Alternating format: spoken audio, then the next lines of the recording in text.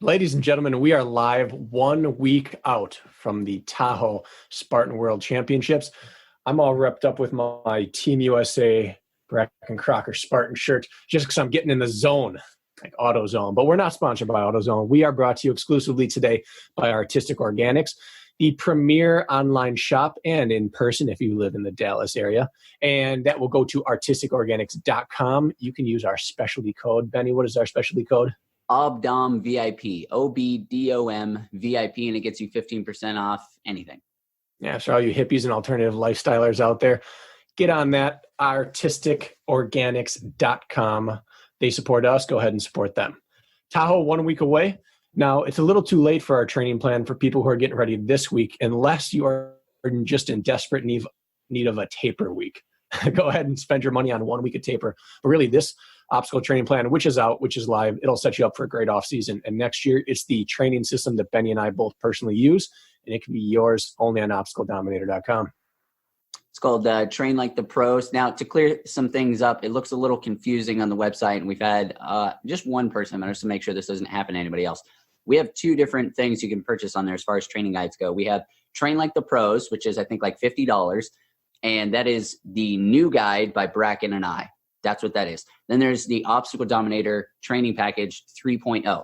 That is the new guide, Train Like the Pros, plus the old guide that has Hunter and Ben Greenfield influences in it. But that's not updated or anything. That's just, if you don't have that, it's an excellent guide that you should also purchase. And I really can't think of a more complete combination of training materials than the full old guide with Ben Greenfield and Hunter McIntyre's genius put in there, and then the new current one that is kind of more updated as to where the sport is now and its demand on our aerobic ability. So that's the difference. That one's like $100. But the discount code OBDOM VIP, I'm getting them mixed up. OBDOM, is it just OBDOM for Artistic Organics? I think, yeah, and VIP is for the training guide. Right. Okay. So OBDOM, Shiza, did we say? No, we didn't. We said it right. OBDOM is 15% off for Artistic Organics. OBDOM VIP is 20% off of either one of the guide, the single guide or the full package. And that's it. That's good. That was a seamless. It wasn't a cumbersome or clunky intro. I think we nailed it. Yeah. Episode on to the pood. Let's do the pood.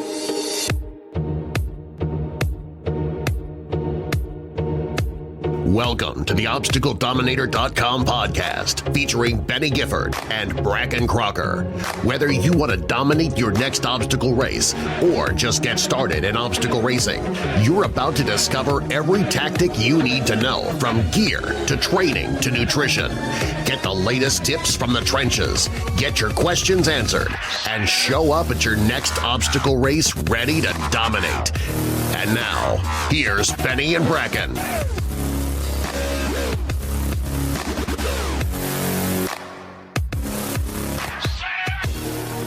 All right, so we are 1 week out. Not at the time of recording, but at the time of launch, we are essentially 1 week out from the Spartan Race World Championships. So we're going to get down and talk about just a breakdown of the race, the course, what we know about it, kind of get revved up for this. And then, of course, we'll do the same in a few weeks for OCR World Championships as people turn their sights away from Spartan and on toward the meeting of the rest of the world for what some people would consider a true obstacle course race rather than a mountain altitude running race. Ready to let your freak earring dangle and get into this? Dude, so excited. I'm pretty brutally exhausted right now because I was just doing, do you call it the Jeff or Big Stair? You know the one I'm talking about, right? Two different workouts. Big Stair is 60 minutes of all stair work, and the Jeff is climbing on the treadmill plus some functional fitness exercises in between. Okay, no. And so some heavy carries. Big Stair is the one where you rotate between carry and run, just always climbing, right? Always on the stairs. Yeah. The Jeff is 3/4 mile run at max incline and then 0.25 mile carry and then hop off and do some bicep work. Yeah, school's back in session, so my stadium is not so easy to access anymore. Especially with that earring. You don't want to be caught playing around on shirtless, high school track. And a little Spartan craft short shorts with my dangly earring. No, not a good look. So I had to do it on a treadmill, which I acknowledge is way less quad-centric. But I did that today, and 3,800 feet gain, and I stayed exactly where I'm supposed to be. But the holy balls am I tired. It's exactly 100 and 116 minutes, 114, 112, not 100. 3,800 feet in just over an hour is pretty solid work. Now, dude, I'm feeling really good. Like for the first time, I've been putting in a very solid, just climbing block. And I'm actually pretty looking forward to actually being able to climb. Ironic that I officially am not going to be able to go to Tahoe now. The first year that I've actually wanted to go to Tahoe, I can't go. I'm working the Texas State Fair for Jeep, which I'm really excited to do. It's just unfortunate that it's the weekend. It starts the same weekend as Tahoe. I was really looking forward to seeing the whole thing that Hunter's got going on with the CrossFit thing. Which he's come up with a name for that already, because he says, the thing we're doing at Tahoe, and I'm like, you got to come up with a name or something. Magita called me yesterday, and he talked about it with a title. He's involved with like helping to run it and execute the events and officiating. Yeah. And I forgot what he called it. Well, maybe it's not official. I shouldn't say it anyways. The fact that we had Hunter on last week, and even he was saying the thing we're doing, I was like, well, shit, I don't know what it's called.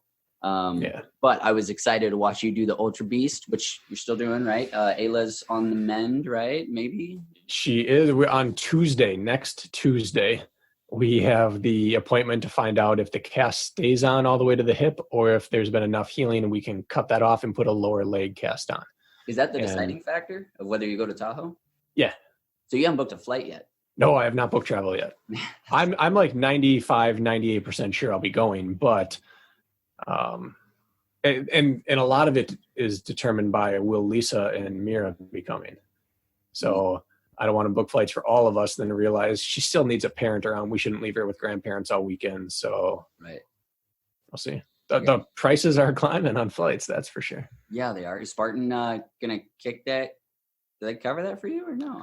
I don't know. Well, I don't know if I'm allowed to talk about my flight situation.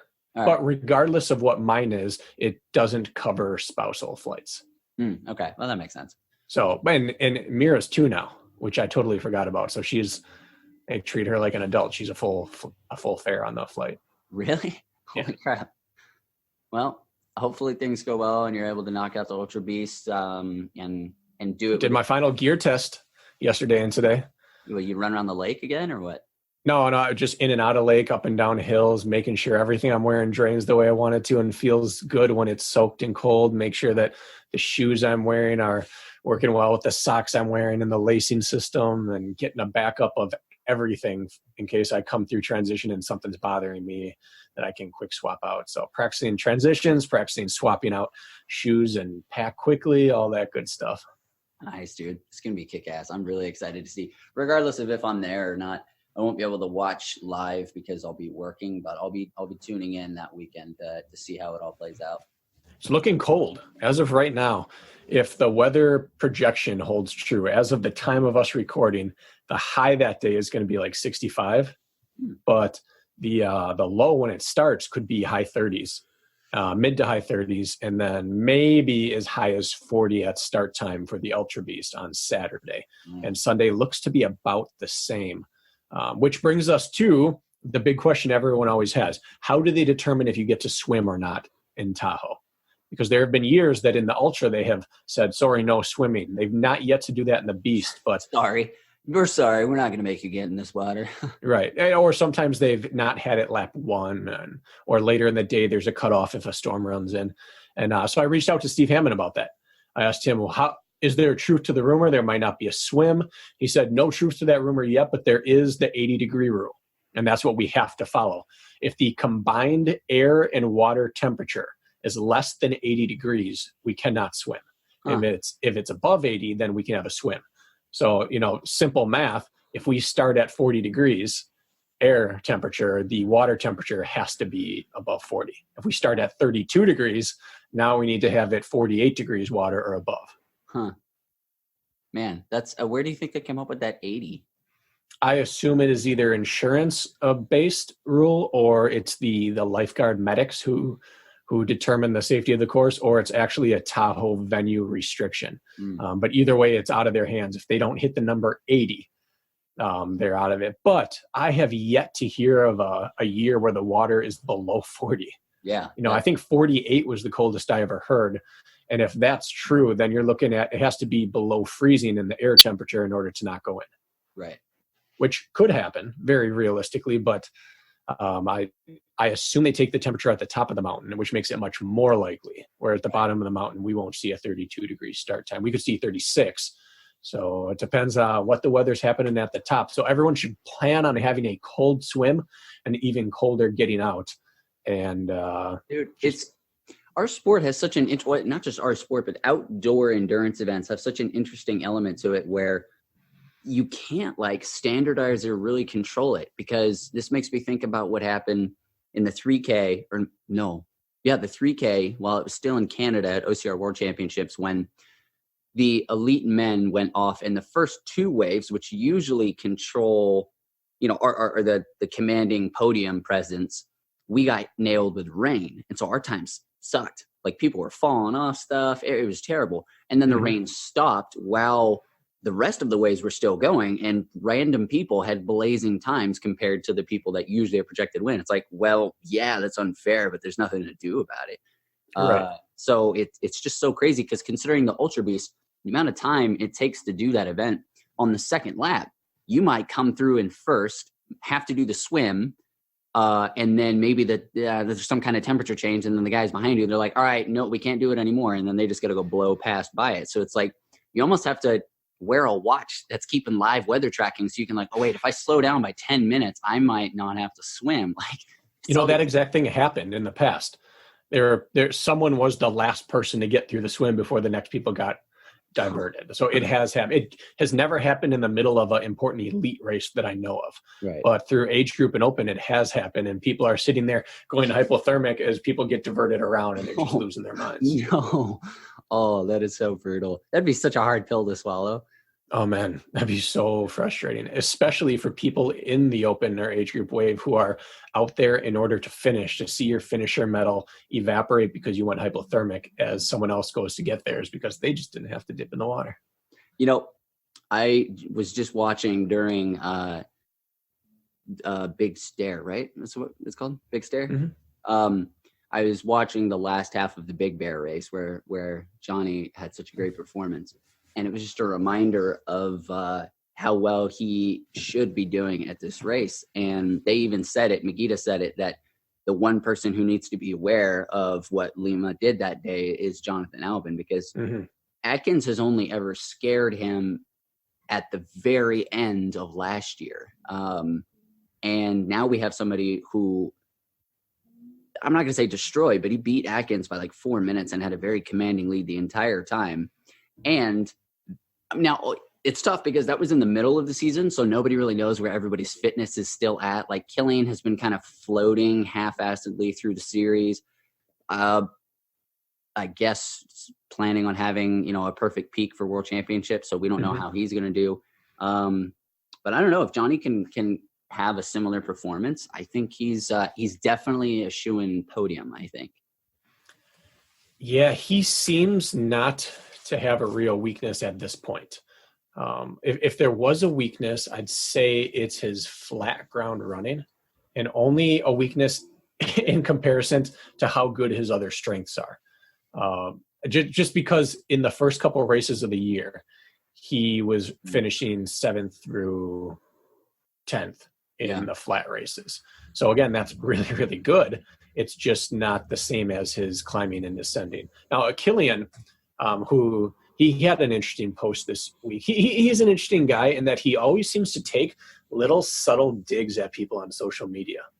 Like he's on Instagram, but if he was on Twitter, he'd be the master of the subtweet, where he says something about someone without mentioning them or by not saying something like directly at them. And I don't know if he intends it to come off this way or not, but like he generally will say something super positive, and there'll be one thing in there that people can interpret as like a jab at someone. He did that to Johnny this week. There was Spartan Post had something about, is Johnny the favorite coming into this race? And Robert said something like, he should be the favorite. He's had no one in the history of the sport has ever had such an improvement in such a rapid amount of time. If he wins, he would have finished 15 minutes faster than any other performance he's ever had on this course. And so that could be kind of interpreted as like, oh, that's this great compliment, or something fishy going on here. But then he finished it up with, and on a course like this without heavy carries. or like some without real heavy carries, like this subtle dig at the end of a dig at Spartan saying there aren't real heavy carries on this course, and a dig at Johnny saying you're not good at heavy carries. What does he deem as real heavy carries? A double sandbag? I don't know. I do know that Tahoe has been home to the longest sandbag and bucket that I've ever seen, and the heaviest double sandbag that we've ever seen. So maybe last year they weren't as epic as they have been in the past. He's referring to that. But it was interesting to see him take a shot at Spartan and Johnny in the same post without taking a real shot. It was like this subtle dig. And it makes me think, no one's ever really talked about Johnny's carries because he hasn't ever needed to do anything crazy on the carries. Yeah. So I guess I would assume that because he's a strong uphill runner and a strong person, that his carries are just fine. But maybe Robert's seen something on course that people haven't talked about. Does Johnny have a carry weakness? My response would be no, but I also haven't seen him in person on a heavy carry up a mountain, which we'll see in Tahoe. For all numbers purposes, I don't see why a heavy carry would suddenly be a chink in his armor. Now, obviously, because I haven't seen it, I can't officially say, but it's like he's got the aerobic ability, he's got the compact strength, and he's got the mountain climbing ability. And that's like all that goes into it. You don't need to be big, buff, and strong to be good at carries. That's a detriment to you, if anything. And he also is pretty buff and strong. Like if you look at him, he's significantly well built on a start line compared to a lot of the endurance athletes out there. So I don't see it. So I'm interested. Hopefully we can talk to Killian next week. I'd like to get his take on that live and in person. But it was interesting that A, he said it, and B, that you would give someone like Johnny, even if Killian didn't mean anything by it, that you would give him some fuel. Right. Like he gave him bulletin board material the week before World Championships. It's a strange move. Every year against the Patriots, the NFL, somebody runs their mouth on media day before the Super Bowl. And the media always talks about it beforehand, like who's going to give the Patriots some bulletin board material, because no team in the history of the world has capitalized on being able to take a quote, put it up on the bulletin board, and rally everyone around it, like the Bill Belichick teams. And yet they do it every year. Someone just did it to Johnny, who is right now one of the scariest people in the sport. Yeah, well, and I think he's going into this with perfect fuel. He's getting the positive vibes from Spartan, and he's getting the potential angry fuel from maybe Killian. Maybe this isn't how Killian meant it, but it's easy to take it like that. Now, I'm going to read too far into this because that's what podcasts do, right? We sensationalize things. We take one sentence. I'm going to say this could be a potential tactic by Killian, because Johnny is famous for two things right now. The first is being out of this world on his descents. The second is maybe not famous, but what he's known for from the other racers. He has perfect tactics. He just doesn't go out too hard ever, but he doesn't wait too long. In all of these mountain races, he slow plays the first climb a little bit, works on the carry, really moves up on the first climb, and then on the first downhill, and then by the second climb, like in Big Bear and in Utah, he's out climbing people and just gapping people on the uphills, and then it's game over because no one's touching him on the downs. And so maybe, if we're reading too far into this, maybe this is a Killian tactic to get in his head and get him a little bit fired up and pissed off, and maybe he gets him out of his rhythm, goes out too hard, which at altitude is a death sentence, and then doesn't have the legs to climb or attack in the second half of the race. You know, it's so funny because I don't know if it's so obvious now because I've been doing this for 5 years, and so it seems like such a stupid rookie, there's no way mistake for him to make, but people do it. Like experienced racers, they let themselves get caught up in that. And you know what? This would be the perfect storm to where that would happen to somebody as experienced as Johnny, because as experienced as he is, this is his first time going into a world championship event with eyes on him, not like, oh, he's just another guy who's going to finish in the top 15, 20 or whatever. It's like, now everyone's like, he may be the first guy to take down Albin. Well, not the first guy, but, you know, one of the few to ever do it. So if there's a time for him to screw up and fall prey to that kind of tactic, it's this weekend, or the next weekend. Two easiest ways to be super relaxed and confident in a race is if nobody knows or cares about you, or if you're just so much better than everyone else that it doesn't matter. Yeah. You know, Hobie was always the most relaxed racer, and part of that's his nature. And the other half is that no one could touch him for almost a decade. You know, like, why would he be worried? He could do whatever he wanted out there and he was going to win. And then when no one knows about you, you're just playing spoiler. That's super easy to be relaxed. But yeah, once you finally get that expectation put on you by other people, that's when you find out what's going on up here between your ears. Because without a killer mindset, you can't win a world championship. You can't stumble your way. You can't trip your way into a world championship. You have to seize a world championship. And I'm excited to watch Johnny either, come into his own legend or find out that he's got work to do. Either way, it's going to be a fun thing to watch. Yeah. I don't mean it's going to be fun to watch him fail. I don't believe he will, but it'll be fun to watch him learn on course or let people know exactly who he is. Yeah. So Johnny, if you happen to be listening to this, well, we don't need to say it. Just stick to your freaking tactics, dude. Don't let anybody mess with you. Do you, as the kids say. Now, one interesting piece about this course is that historically, there's been no way around starting the race with a big climb. The one year they didn't, we went flat for maybe a quarter mile to 600 meters, did a little loopy up and down section, came back through, and then had a monster climb. But either way, within the first 20 minutes of the race, we're going to hit a climb that's going to be anywhere from 1.5 miles to 4 miles long. Ugh. And we just don't hit climbs like that anywhere else. So it's the one race where someone who's confident in running their own race can have like an oh shit moment where they can look up and realize there's somebody a half mile ahead of me on this climb. And I felt that every single year in Tahoe. I look up a mile into the race and the leaders are so far ahead because running uphill, you can put such a bigger time gap on people than running flat. Aaron Newell made a comment about this, about the High Rocks games. He talked about that the 1,000-meter runs mean less in the High Rocks games because they're flat, where the difference between a good and a great runner is 5 to 10 seconds.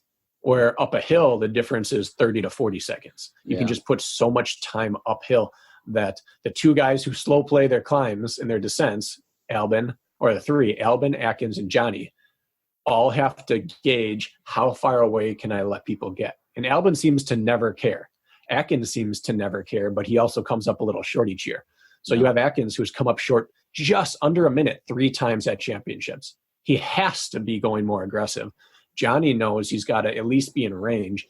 And John hopefully knows that Johnny might be faster than him on the downhills. So all 3 might have to be more aggressive than they normally would be, which I think makes for a fantastic dynamic of the race.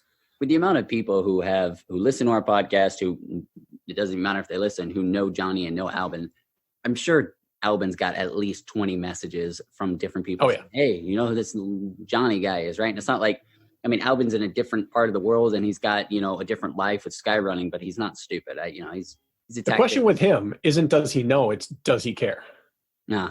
And I don't mean that in a haughty way. I mean that in he just runs his race. I've read his recaps. I've listened to his interviews. I've talked to him in person. He just knows what his heart rate can do and what his legs can do. And he knows what will happen if he does what he shouldn't. And so he just doesn't very often exceed that because he has ultimate confidence in doing his own race. And he knows that it doesn't matter if he does someone else's race, it's not going to work the same. So it'll be interesting. The gap that you can gain going up was really showed to me when I was watching Big Bear, and Lindsay was passing guys just left and right. Like I'm pretty sure she passed Kent on camera, which must have been like a dumpster fire of a race for him. But I was just thinking she would at the 3K, I was able to be at 3K North American Championships just a couple months ago. It was essentially a mountain race, but a very short one.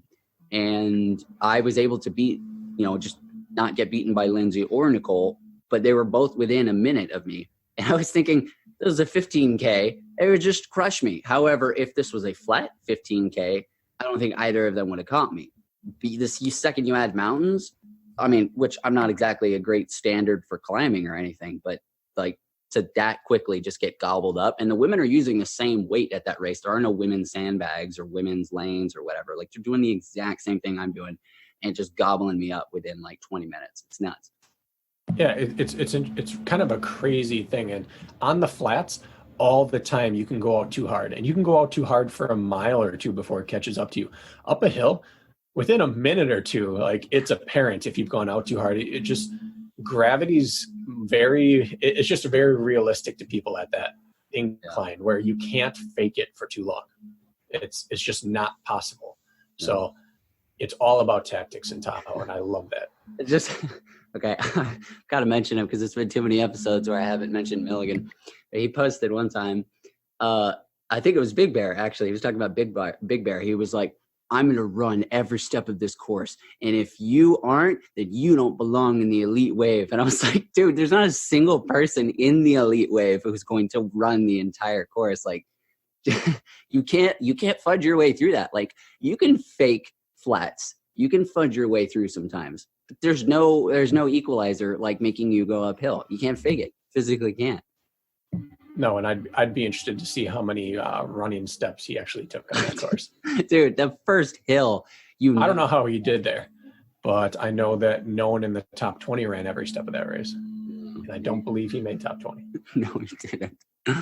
Oh, man. Okay, anyways. You know what? Now would be a good time because I was just rubbing this on like crazy. This is what is on its way to you, Brakken, because you were asking for it. It's the Artistic Organics 1,000 milligram pain cream, and I was rubbing it.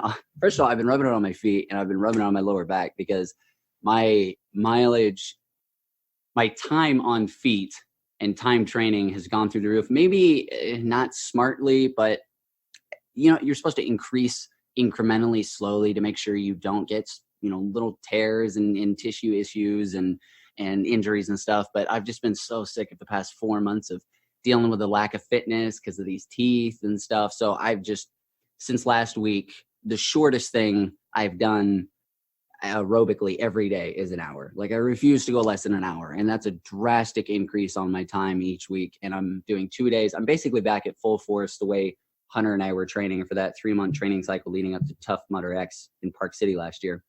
And except for the 3 days, we were doing 2 days every day and then 3 days every Tuesday and Saturday. And that was brutal. But this thing has been saving my ass because, well, literally saving my back and my feet, because at the end of almost every session, my feet are like, stop it. I hate you. Stop it. Like, they just, the bottom of my feet hurt so bad. And my lower back is something I've been really focusing on because I'm realizing that I've always taken my core, the entire core, my abs and my lower back, for granted. Like, because I'm thin, because I use my core to stabilize in every muscle group, I've always had abs that show, but that doesn't necessarily mean you have fantastic core strength. And so I've started really, really actually doing work. I've like never done sit-ups or anything. And so I've really been hitting that in my lower back, and I'm refusing to let myself get back into deadlifting with bad form, which I have. And so my numbers suck. Like, I'm stopping at 225 because that's when I start having a really hard time maintaining good form. And I've been rubbing this cream, and dude, it's freaking saving my life. I mean, obviously I'm using the oil too. I've actually upped that a little bit. But did Hunter get in your ear about that? His dropperfuls he's taken? Now I think about him every morning. I have changed my ratio a little bit at night when I know I'm not going to have to potentially fight any not drowsiness. It doesn't make you drowsy, but it is a healer. And so I don't want to, navigate potential energy away from a workout into healing processes. So at night, I'll take a bigger dose. I'll take like 20 drops instead of the 4 to 8 I'm taking. But in the morning, I'll still take 4 to 8. And I don't know, my sleep has been fantastic as usual. And we're not doing a free pain cream sample anymore. If you go to artisticorganics.com and you type in Obdom, just Obdom, right? Not VIP. I'm pretty sure it's Obdom, OBDOM. You get 15% off of whatever you put in your checkout cart. I use the 700 milligram sublingual tincture and the 1,000 milligram pain cream, and this is on its way to Brakken right now. And so it's been saving my butt, or my back, I guess. So hearing that makes me think it might be time for you to get away from the hyper minimal shoes as your volume rises. Dude, I know. I keep on, I'm a baller on a budget. And so I keep on stopping by this thrift store that's like right outside Gold's Gym where I train. And I go in there maybe once a week, see if they got new shoes. And I call you every time I'm in there. I'm like, is this a running shoe? Can I wear this? And you're like, no, that is a basketball shoe. You cannot run in that. So Hunter is constantly in my brain with ridiculous judgmental quotes like, poor people make poor decisions. So every time I go in the thrift shop, I'm like, don't do it. Don't get that basketball shoe just because it's padded. So at some point, I'm going to buy some shoes with more padding. You should. I mean, if you're looking at this like your job, then you have to buy the correct tool for your job. And there's just like no way around it. It's a business expense. And it's not too hard to do. You can find good sales places, and online's a fantastic way to go. But like, bad tools break down and make you do bad jobs. No matter what your career is, you need good tools. And so you got to do that for your feet. Minimal is very good for people that it works for. And it's very good for high intensity training and interval based low volume approach. But you're moving past that, and you need, as your volume rises, you need to ensure that your body can handle that. And if that means shoes, Beni, I mean shoes. Yeah, I know. I'm going to get them. I don't want to experience the fear I have now of buying cheap equipment and then suffering for it. Hunter introduced me to like the hanging boots that you hang upside down from when we were in Park City for recovery. And I went online afterwards when I moved home to just buy my own, and his were like $80. And I saw one for $40, and I was like, sweet, let's do that. And so I got those. And now every time I hang upside down, I'm scared for my life because I left them in my car one time in the Texas heat, and it melted the glue that holds like the padding that actually holds your legs to the metal apparatus. And so every time I hang, I can't actually relax. I'm just terrified that because of $40, I'm going to break my neck. So I've learned my lesson, and I'm going to get some shoes probably this week. Okay. And Beni, maybe it might just be time for you to reach out to a company and say, hey, I run a baller podcast. Let me review some shoes for you. It's true. And try out some shoes, test them out. It's a great point. Might have to look into doing that. Man, did you hear that these bells go off at noon, and it is out of this world? Are you hearing it a lot? Yeah, I love it. It's a quiet little ambiance in the background. Well, I'm embarrassed. Anyways, there are two types of Tahoe athletes listening to this podcast. You're either doing the Beast or you're doing the Ultra. And so let's talk about last minute recommendations for things people can do to survive this. Now, people who are out there racing generally aren't the ones who have meltdowns with weather. People who are contending for a podium or a top 10 or top 20 because they're getting out of the cold and they are working hard right afterwards, and your body can warm itself up. But for that next group of people just behind, having the right gear is like, it makes a difference. And even for that top group, we've seen people ruin their races for with their hands not working or with their core temperature getting too low. So Beni, if you were heading out there, what would you be doing for gear if you're running the Beast? Well, what would you be wearing head to toe? I would have, there's this technology, I don't know if Columbia makes this anymore, but it's called OmniHeat, and I love this stuff. It's a fantastic base layer that has this, it looks like you're wearing a disco ball if you flip it inside out. It's actually a pretty wicked party shirt if you flip it inside out because it's insanely reflective. But the idea is, and it works really well, is it reflects your own body heat back at you, and it gets hot as balls. Now, the problem is you got to be generating some body heat in the first place, or else it's just a shirt. So that would be my base layer. I would have long compression base layer of that with a base layer up top also. But I would bring probably a full Camelback where I had a Ziploc bag that I could put that shirt in for the swim, because you don't want to be running around with that soaking wet and the extra weight from it in between. And honestly, on a race that long, it's worth it to be finagling with a bag as you're, going uphill or downhill and then put it back in the bag. I think it's definitely worth the overall benefit of it. And I personally have never had the Bleg mitts or tried them. I've never really been into gloves while racing. But for cold, I mean, I can't think of the last cold race I was a part of because I'm just not a fan of cold.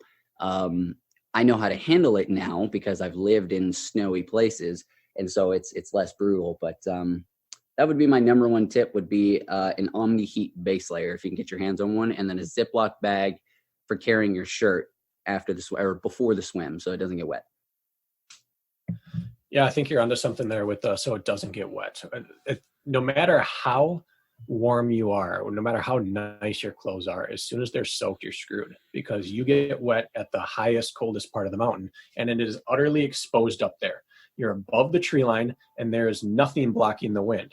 And so it just whips the cold wind against you, and it just removes your body heat when you're wet. And so as a result, I always race with a shirt. Tahoe is where I race shirtless, even though it's the coldest race of the year, because I just refuse to have anything on me that gets wet. So what I did last year is I brought a pair of 2XU thermal arm sleeves and a pair of mittens, really light, thin fleece mittens. And I just put them in a Ziploc bag. I sucked the air out of it. I rolled it up and I tucked it in my waist pack, and it weighs nothing. And I just ran my race. And as soon as I got towards the water, I took my headband off, tucked it in a little baggie, and then I just swam. And I got out. And as soon as I got out, Kempson and I were doing the same thing. We pulled our baggies out. We took I put my sleeves on. He threw on a quarter zip top. And then I just threw my mittens on, and we went through the rest of the course. And then about 15 minutes later, I got warm, and I peeled the mittens off, tucked them in the pouch. And then about 10 minutes after that, I took the arm sleeves off, and now it's good for the rest of the race. But it provided that much needed buffer when I got out of the water and until my body had caught back up. Because what I know about myself is that if my forearms and hands are cold, I'm useless. My fingers just don't work when they're cold and wet. And I just knew, like, forehead, ears, hands, that's all I needed. So that's why I just brought sleeves and mittens, and I was good. And it takes up such little space in my pack, and that was it. So that's what I'm doing again this year. Maybe arm sleeves, maybe not, but I'll have a pair of mittens, and that's it. And I'm just going to tuck it in my pack, and when I get out of the water, I'm slapping that back on. You know what's great about the people who are not out there to try and hit the podium of the top 20, they're out there to experience the beast and push themselves to their own limits, is they can afford to bring so much more gear than we can, because they're not worried about shaving. Well, they are worried about. Oh, hold up here, Benny. I live on a one-way street, and I'm looking out the window here, and a car just came out of City Hall's parking lot. My house butts up to City Hall, as you've seen, and this Lexus just pulled out of it and came down it pretty fast because they felt like a badass, and they can't go that way. And a garbage truck just turned onto it and came up for it. So now the Lexus is backing up down the length of the one-way street because they realized that they're a fool. I think now someone's coming down the parking lot and they're trying to turn down. Oh, it's good. I like when people get publicly shamed for their bad choices. I can just go down this one-way street. I was that car on my rental when I was out there for my tour, and I was trying to find your house. Mm-hmm. I went past it and then turned around because I realized it, and I was like, wait, I can't turn around here, but I did anyways because I'm a man and I do. You are. And this person thought they're a man and they ran into a garbage truck. All right, sorry, I interrupted you. Keep going. But no, it's just super cool because people who are out here to experience the beast and push themselves while they're trying to shave off as much time as possible, it's not as critical that they lose as much weight. For them, it makes more sense to potentially bring a little bit more weight with them, so that because they're going to be out there much longer, they have a lot more nutritional needs than somebody whose race is going to last 2 hours and 30 minutes compared to somebody who's going to be out there for over 4 hours. So bring a lot of food, bring a lot of water. Don't worry about the little bit of increase in weight, because at this point, the detriment of a lack of nutrition and a lack of warm is going to hit you harder than an extra total of 5 pounds of food, water, and clothing. So you need to get one of those base layers. And then also, like what Kempson had, you said he had like one of those windbreaker type zip ups. He actually just had a regular merino wool zip top, because merino wool tends to do best of any material when it's wet in terms of retaining warmth. But yeah, this year, I bet you'll see him. Atkins last year had one of those. I believe it might not have been shake dry itself, but it was a really light packable waterproof windbreaker. And he had it, pack into the size of a pocket, just sits in his pack, his waist pack. And then he took it out after the swim and actually left it on all the way through the dunk wall. He went through the dunk wall with it because the water beads right off it. He just left it on and went through it. Kempston just wore it in Killington this past week. And I think you'll see a lot more people carrying super light packable waterproof jackets, because that industry has just like taken another leap forward in terms of weight and, most importantly, breathability in there. It's no longer like a sweatsuit. Now you can breathe while being dry. So I think that right there, if I could carry only one thing for like a terrible conditioned race, it'd be a hooded waterproof jacket. What two things. One is the outfit that Hosick always races in the cold. He was just in Whistler, I think, and He just looks not goofy, but he's colorful and he's got some. Oh, he looks goofy. Yeah. Okay. I was gonna say, well, what is he wearing? And then did you see? I think VJ just posted a new shoe. Is it VJ? No, it's not VJ Jones posted. I don't think it's VJ shoes. There's some other shoe that now has a draining port that's new, right in the middle, comes right at the bottom. You know what I'm talking about? I haven't seen that, but what Hosek does last year, he just had a sleeveless, a vest version of a waterproof windbreaker on top. He wore that in Tahoe, and he seemed to wear it over the top of something in Whistler. He had a long sleeve black shirt, and it might have been a Spartan shirt, and he had the windbreaker over the top. I think a lot of people these last few weeks have been testing out their Tahoe gear. Yeah. But dude, I've seen I just prefer minimum, but the longer you're going to be on course, the more important it is to have more things that will keep you warm when you're moving slower. And to me, that's hands and head. And then obviously your upper body. I find that the lower body takes care of itself. I don't wear pants, like long tights on a course like this, because it's just more clean to you. But again, Ryan Atkins does it. He seems to do just fine. So maybe he's a freak, and maybe it's less important than I think. I've seen almost everybody is out there or in some kind of mountain thing going on right now, more than I've ever seen before. Kirk is spending like 2 weeks in the mountains. Nicole and Aaron Newell are already at Tahoe, I think, running out on the same mountain they're going to be racing on. We were going to have Killian this week, but he's in the mountains. So we're going to interview him next week when he comes down. I guess he's coming down from the mountain, or maybe he's just going straight to Tahoe. I'm not sure. But this is something I've been wondering about with, all my CBD use and marijuana. Not everybody, lots of people smoke, but what are people like Hunter McIntyre and the other athletes who are sponsored by CBD that has the legal amount of THC? What are they doing? What is this whole ball? It's this thing that floats around in my head that I'm just not sure about. It's legal, but for sport competition, it's not. Like, it's still banned by WADA. If Hunter were to race and somehow win the Spartan World Championships, he would be stripped of his title because he's got THC in his system, or CBD. So is it just like this ethical thing we're all cool with, and then it's like, look, we all understand that this organization is saying it's not allowed in sport, but we're all saying that's stupid, and the general consensus is it's not unethical because we all get it.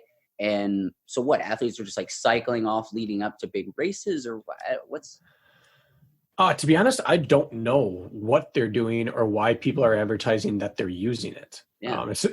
What do I tell you every time you ask what I want from the store? Yeah, you're what like, do I say? Just give me the cream because the oil leave THC. Lisa will use the lotion, but I'm not using oil or anything because I can't.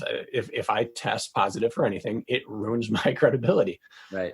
So I don't understand why athletes represent it, other than the fact that either they're not totally up to date on the letter of the law, because they just hear, oh, CBD is legalized by USADA now. Well, not really. True, but not every cannabinoid is legal. It's not. Yeah, it's not effectively. And at the same time, maybe they don't care. They take the paycheck because that's more important to them than the chance of getting caught.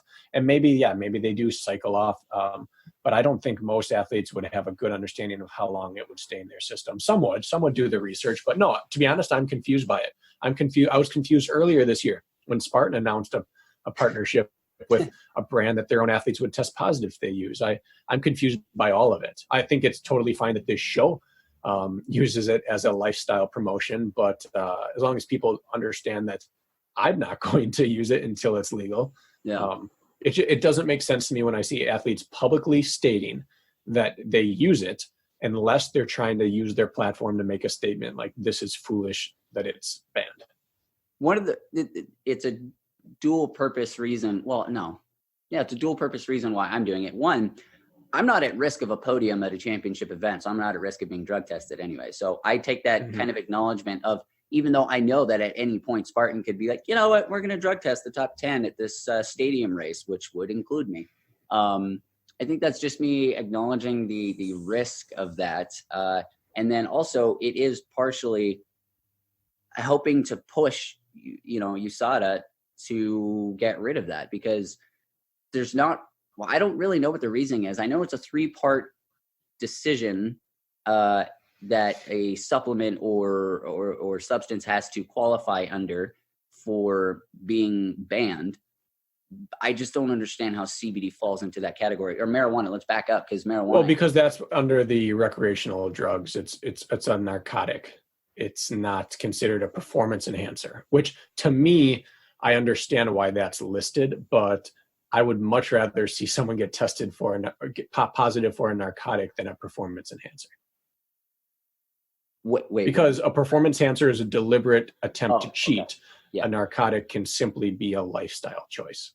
Well, that's what I'm saying is that's partially why I'm so excited about our connection with Artistic Organics. That's why I'm so strongly pushing it with my own personal branding or athletic reputation, whatever, is because I just see, I mean, aside from just the essentially silly health benefits like enhanced recovery and better sleep and stuff like that, the life-changing ability of it that I've seen in people that unfortunately people can't officially claim because it's not regulated by the FDA or whatever, but things with like not Alzheimer's, epilepsy, and like my dog that I grew up with, she had epilepsy. She had really bad seizures, and we had to put her down when she was only 6 years old because her quality of life was just terrible. She was in pain all the time, just having these vicious seizures. And there was no choice. There was no option at the time. It was either, hey, you can take this medication that might work, but it will cut her lifespan in like half, and it might work, or you can just let her live as long as she can until you decide she's in too much pain. And now all you do is you drop some freaking CBD in your dog's mouth and epilepsy is just gone. And, you know, can you prove that? Can you back that up? Epilepsy is gone with CBD oil? Oh yeah, 100%. I can say that 100% with canines, and I'm pretty sure 100%. I'm just more studying on the canine part, but I'm pretty sure it's the same thing with humans. Like epilepsy, just fucking gone with CBD in humans. Like the range of health benefits is just unreal. Now, unfortunately, because it's so freshly, newly legal, and it's not regulated by the FDA, no one is allowed to make official claims or like actual legitimate official experiments to give real claims or something. I mean, maybe I'm wrong about that. Maybe they're like university studies and stuff that I'm just not aware of. But anyways, we've been talking about CBD for so much. It's so easy for me to fall into a hole of talking about it because I'm freaking passionate about it. One thing that was interesting, this is kind of going off the enhancements, is that in Breckenridge one year at the NBC race, there was this tent set up at an expo where people were they were offering like $20 injections of like this booster injection to help you at altitude. Yeah. You're looking through it like, man, you can't do this stuff. This falls under, like, you can't have IVs within, 12 or 24 hours of a race. And you can't inject these sort of things. You can't take injections. Like, this is all, and they're just advertising like, it'll help combat the effects of altitude. And everyone's like, oh yeah, that's fantastic. I'd love to do that. And I'm thinking, man, I hope none of you out here are getting a podium, because that's like directly cheating. Yeah. Dude, it's such a weird, it's such an interesting line that they have to toe with, hey, we signed a CBD sponsor. Everyone can use it except for our pro team. Everyone else can though. Yeah, and that's the thing. Like, if Spartan is a lifestyle brand and they are a race, and there's a definite line between the two, but it's a very murky line, and how they advertise. And if you notice, they don't advertise that really anymore, right? Which is good. But at the beginning, they advertised it for athletes, and that's a strange decision. Like, someone didn't do due diligence there. Yeah. But anyways, if anyone listening has questions about this, just contact Tim Sinnott. This man has spent weeks worth of time researching CBD, and he is happy to passionately discuss it with you. So Tim, here's your platform. You want to come on here and chat, or just we'll send all our questions your way. You can handle it for us. I think we've left a little burr in his side because a while ago we were going to have him on, and then I don't know what happened. Scheduling, we were changing hosts at the time, so things kept on getting pushed off. But I reached out lately actually to Rose to see if she would be on a few weeks ago, and she was like, you stiff-armed Tim. I was like, no, I swear. She said you stiff-armed Tim? Yeah, not stiff-armed, but something like left him hanging. And I was like, no, I swear that's not what happened. So, Tim, Benny, not mean to do that at all, and we would love to have you on. Also, I think I have a little hunter on my shoulder more often than I care to admit, and he just gives me hell constantly anytime I talk about CBD. So in my mind, I'm like, everyone's sick of hearing about CBD. No, I mean, they probably are. Right. So. Tim, we'll have you on at some point. But I was thinking about, I haven't seen, does Spartan still use their tagline, you'll know at the finish line? I don't know. I haven't seen it anywhere, and it used to be everywhere. And just the other day, I was watching Cool Runnings, which is a great movie. Mm-hmm.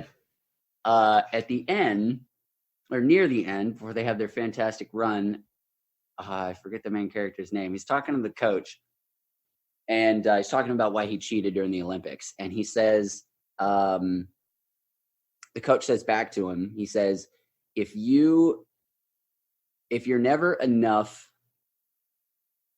if you're not enough without that gold medal, you'll never be enough with it. And the athlete looks back at him and says, how do I know if I'm enough? And the guy says, you'll know at the finish line. I was like, oh shit, does Joe DeSena like Cool Runnings? Is this because this is the type of conspiracy theory I can get into. Yes, very much. Because like where else, that's like literally perfect. You'll know I think he said you'll know when you cross the finish line. Maybe it's a little different, but it made me start thinking about, I was also being really introspective about it because, you know, I think all the time about making sure I'm not falling too much into my identity as being just an athlete or being a good athlete or whatever, because that can be a big hole to fall into. And I was thinking about that. That's a pretty, we might be taking something that's really not that deep and making it deep here, but I like to think Joe is a pretty deep person if he's the one who even came up with the tagline. And it made me think about the way I feel at the end of every Spartan race, where I went into it with a healthy, right, balanced mentality. Not the ones where the whole time I'm thinking about, I got to get this place to make this money. I have to beat this guy because he never beats me and he's been beating me. When I go into it with, I'm going to race as hard as I possibly can, and that's it. That's all I can do. I always feel fantastic about wherever I place, and I feel so good.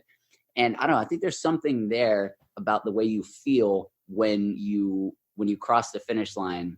Something, I don't know, something in connection with knowing your self-worth, something, I don't know. Well, we were running up against our time crunch here, but I had 2 users submitted questions in the last week that people wanted answered. And one I forgot to bring up last time. So let's get to these. First was, how long do you need to, in terms of training time, to shift from one style of training to another for different events? And the example was, if a stadium race is only 2 or 3 weeks after Killington or Tahoe, is that enough time to change gears? So I'll give my answer. I like to have 3 weeks minimum. I like to have a full 3 weeks to totally shift gears and specialize in something. Oh, someone else just pulled a Yui trying to go down the wrong way. Man. Old man Crocker. So many signs. I'm just going to sit on my porch. Yeah. Yell at them, shake my fist. So I like to have 3 weeks. I think that science has shown that within like 12 to 14 days, you can have, significant, man, what are they doing? They're just holding people up now. It's the second U-turn they pulled. I just can't figure out, is this or is this not one way? Wait, the same person as U-turned twice? They U-turned, came back around, and thought, I'm going to try it again, and they're trying it right now. But so 2 weeks is probably enough, especially for a responder, a high responder. But for most people, I think 3 weeks is enough to really get good at not only physically having alterations for the better, but also the improved skill work of what you're doing. I think the 3 weeks, if you can look at your race, it's 3 weeks apart, I can definitely change gears for that. And here's one little pro tip. This is not like a scientifically proven fact. This is just something I like to do. If I'm having a big build for a race and there's a second race coming up, what I like to do is my last 2 weeks before the big race, I start shifting the focus of my workouts towards the next one a little bit, especially the last week, where I'm at the point where I can't really change my fitness for my next race, but I can start laying the groundwork for the next one after that. So like moving in here, my next 10 days are pretty much all stadium and high rocks training, within the confines of meeting the parameters of my taper and my peaking. Right. My quality work will have a high rocks and a stadium element to it because I'm just going to be able to hit the ground running better afterwards, get the first few workouts out of the way. And it works really well for me when I'm preparing for a bigger race with a sharper, shorter, faster race coming up to start that a week before my big race. So that's one little extra you can do there. That's a cool, sneaky little pro tip right there for maximizing your time. Because, right off the bat, it sounds like, it's not a big deal. But when you think about it, a week of different, more specific smart training multiplied by the amount of races you have each year, that's a lot of weeks where you're training more intelligently than someone else. Because like you said, You're not going to get any more fit for the race that Saturday starting Monday, but you can use Monday through Friday to start getting fit while you're tapering for Saturday for the race that's a few weeks down the road. And what I don't mean is that I totally changed my style up. So like people on this podcast know by now, I do OCR 400s the Tuesday or Wednesday before every race. So instead of my standard OCR 400s, I might change the distance of the running slightly to 200 or 500, but I change what my reps are in between.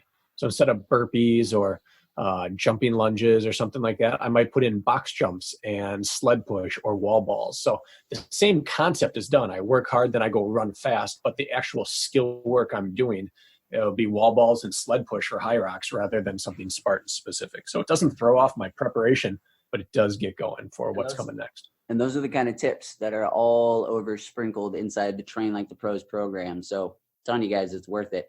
Did you hear about, did you hear that they're most likely going to change the format of the box or of the wall balls for Faye Stenning because she can't do wall balls. She has crappy balance. High Rocks is going to change it? They're going to put a box under your ass. So it's essentially box squat wall balls. This is because she falls over if she does wall balls. Why would they change that for an athlete? I don't know if they're actually going to. If they're going, let's say that's true. Why? I don't know. Maybe, I don't know. Imagine a sport changing a move. Oh, this person's not coordinated enough to do it. We'll change the sport. Well, think about it, dude. It's what Battle Frog did with Ryan Atkins. They were trying to get as much eyes on and people participating as possible. So they tried to get people with big names interested in doing the race. So they let them design the course for like half of the races. Although that's true, but he also made things more difficult. They didn't say, you can't do a rig. We'll put a ledge underneath you that you can walk across while doing it. That's strange. If there's truth to that rumor, that's strange. All right, question number 2 was they wanted a follow-up on the Ultra gear I chose to go with. They wanted a review of the Evo Speed Goat compared to the Speed Goat 3. And so I'll do that really quick here in 60 seconds or less. The original Speed Goat I really liked. It was like a tank. It was a very durable, beefy, but cushioned shoe, and I felt like I could run all day long in it. In fact, I bought it 3 days before my 50K because I ripped through my other shoe and didn't have the ability to get that shoe because it was no longer produced. And it got me through it with no hot spots, no blisters whatsoever. So that was great. But it was a little heavy and it did not drain water well. So they revamped it to make it part of the Evo line at Hoka. And they gave it the new Matrix upper. They gave it a little bit different of some midfoot cushioning, and they made it drain well, and they made it a little lighter. So it definitely drains better. It definitely feels lighter and faster on the foot. But the downside of the Matrix upper is that it has more flex to it. And so they've talked about how that's better for ultra distances where you have a little bit more toe splay. But the downside is that my foot does not feel as locked down in that shoe, which matters when I'm running technical terrain, especially descending on technical terrain. And so that was my final test out yesterday and today was, how hard can I crank the shoe tight on my foot to the point where I feel confident descending, but it's not giving me issues with how it feels on my foot.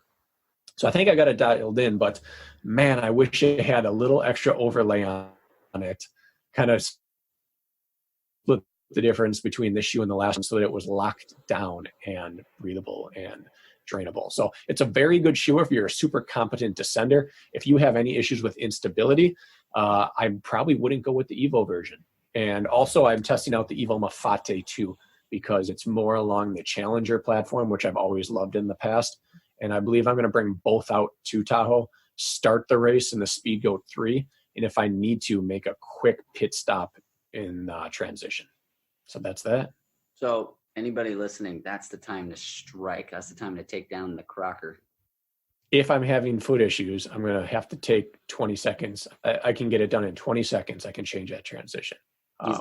And people ask, why aren't I running in BJs? And it's because it's just too long of a race for me. Whether it's my frame, my stride type, I need Hoka level, maximal cushioning if I'm going over 3 or 4 hours. And this is going to be a 6-hour race at least, with a lot of heavy downhills. I could run a flat 6-hour race in my VJ Maxes most likely. I could probably do this race in it, but I wouldn't confidently bomb down 5-mile descents, 4-mile descents, knowing that my quads would definitely hold up to later. And I've had a little bit of hotspot issues under my heel in steep technical descents in the maxes, and I haven't in the Hoka. So it's really just the long downhills that have me a little worried. If I was just running the beast, I'd be in the extreme or the max, but I just don't trust my quads to take the downhill pounding in anything less than a Hoka. Yeah. Real quick, I guess another listener question coming from Benny. How do you prep your quads for that downhill poundage, assuming you don't have downhill ability? Do you just get super strong quads through like front squatting or what? Well, you can always work eccentric lifts because the impact on running downhill is because of the eccentric landing. So that helps to an extent, but it can't actually help with the additional impact of hit the ground and spring off. So what I've been doing is two things. I've been finding the longest hills that I do have, regardless of grade. Like they might only be 6 or 8%, but I run them hard. And so I've been using the best hills I have. I've been running downstairs the best I can, but then I've been adding single leg box jumps in before my treadmill intervals. So I have my treadmill at 25, 30, 35%, and then I've been putting on started with 10 pounds, and I've moved up to 25 now. Put the weight vest on and doing single leg box jumps, spring up, hit down, spring up, both up onto the box, sideways onto the box, and then off the box forward, jumping backwards, working all angles of impact.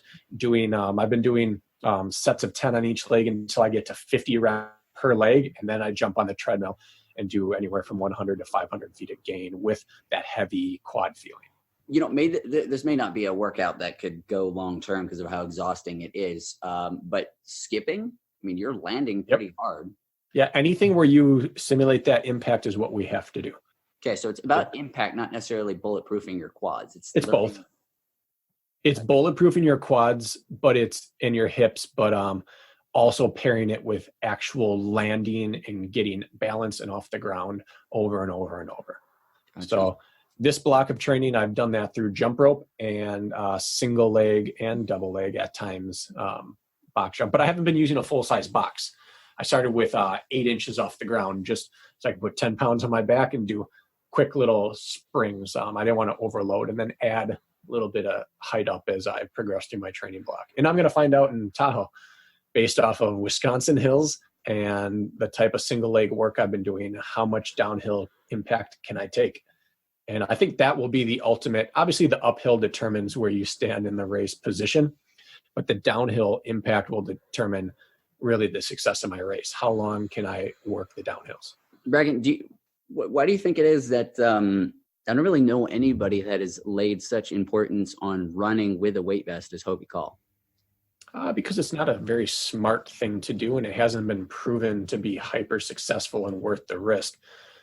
Even he himself, he suffered a significant hamstring injury in his first round of training with that as he was trying to do his marathon prep. And that's what led to OCR. He couldn't do his big marathon he was going to do.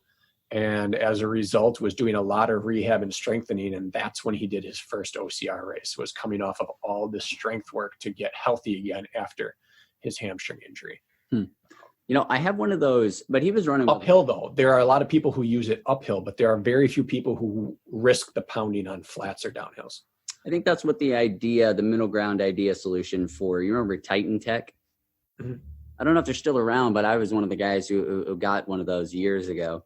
And I used it pretty minimally.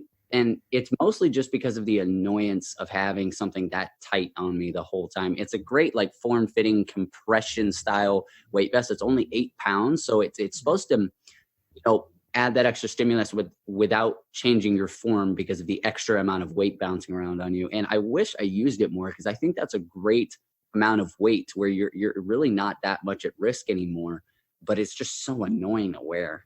Yeah, I think that hyperwear is probably the best choice for people right now. And I think that a lot of people have issues with it because they just do it improperly.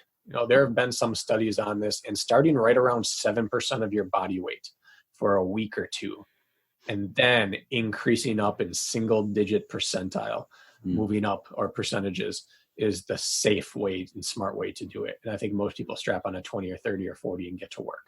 Yeah. Most people don't have the long-term patience to start at 7% of your body weight and move up from there. Yeah, I might be making that mistake with how much volume I'm adding each week.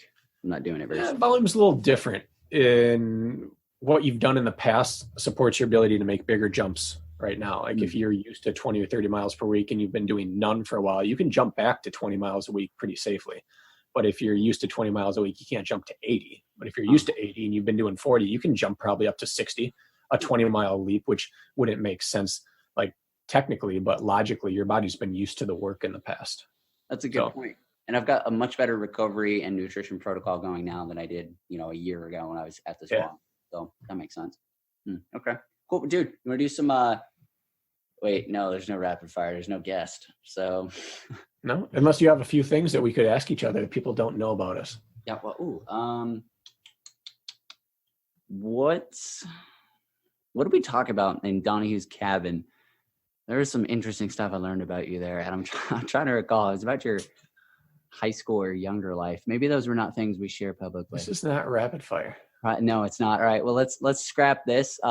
End it on a good note. We're gonna have, ideally, we've got, I think, Killian for next week. We're gonna move to releasing these episodes on Thursday. Might be a mistake to be saying this publicly until we actually do it, because I'm not supporting this statement. Yeah. Well, I'm not committing to Thursdays. Hopefully, Killian, moving to Thursday release times, because we've had a lot of people saying, oh, it always comes out just after my long run or whatever, and gives you another day to listen to it before a big race weekend, whatever. So hopefully, Killian, hopefully Thursday. This is episode 26, and we'll come up with a name for it. I don't know. But don't forget, Obdom VIP gets you 20% off of the new Train Like the Pros or the full package guide, which is Obstacle Dominator 3.0. That's at obstacledominator.com. Just go to the show notes. And also Artistic Organics Obdom gets you 15% off. All right. I'm going to close with this, Benny. Give me your top 3 predictions, men and women. Quick, no thinking. Albin, Atkins, Lima. Albin, Atkins, Lima. In that order? Yeah. All right. Yes. Yeah, I'm going to say women. Women? Zuzana's having a baby. I'm going to say Lindsay, Amelia Boone, and Nicole Miracle in third. Okay. I am going to say Lindsay, Nicole, Faye. I think Faye is back on the podium. Okay. Yeah. Why Faye? I think she's in a good spot right now with her fitness. And I went back and rewatched every televised Spartan race ever in my training to this. And man, when she's like Kent. When she's dialed in, she's tough to beat. So I'm going to say Kent gets top 5 or 6 on the men's side and just misses the podium. And it's not a knock on him. It just speaks to the quality of the field. Yeah. So I'm going to say I'm betting against the person who I think is the best in the world. I'm going to sound the upset alarm, and I am going to say Johnny wins, and then Albin, and then Atkins. And with a chance that Killian knocks Atkins off the podium for the first time. Ooh. One other time he missed a podium. But I'm going to say Johnny, then John Albin. I forgot to take Killian into consideration, but I'm going to stick with what I said. But here's my caveat. If Johnny beats Albin, Atkins is going to beat Albin. If Johnny wins, then I'm going to put Atkins in second and Albin in third. All right. Now pick your spoiler alert. Who is the potential spoiler for this series? I mean, for this race, who could blow everything out of it? Johnny's a spoiler. Well, we both said he's top 3. So who do we not have in our top 3 that could shake this up? One dark horse. The actual podium, or you mean the top 5 to 10? Nope, top 3. Ooh. Well, Killian's not a spoiler, even though he would be the guy that I would say could really be in there. Is that what you mean? Like, you mean dark horse or somebody who? No, someone we didn't mention, but we wouldn't be shocked that's in there. Killian, 100%. Okay, I'm gonna say Ryan Woods. Oh, I think he could win this thing potentially. Dude, the field is so deep now. It's like you can't ever just say this guy, that guy, that guy. Yeah, and then women. Rebecca. Oh yeah, I guess she still can play dark horse until she gets a full season in. Yeah. And she's been out for so long that I don't know what her training's been like because of her decision to be out and what it was based around with her injury. But assuming she's recovered and it's just been train, she's definitely a spoiler. I think so. So I'm saying Johnny wins it, and I don't care if I'm right or not. I'm excited to watch him, Atkins, and Albin run downhill. Yeah. I can't wait to see it. It's going to be freaking crazy. I'm excited. All right. See you next week in Tahoe, Obstacle Dominator family. Visit ObstacleDominator.com for show notes, training, and racing resources. And leave your question for Beni and Brakken.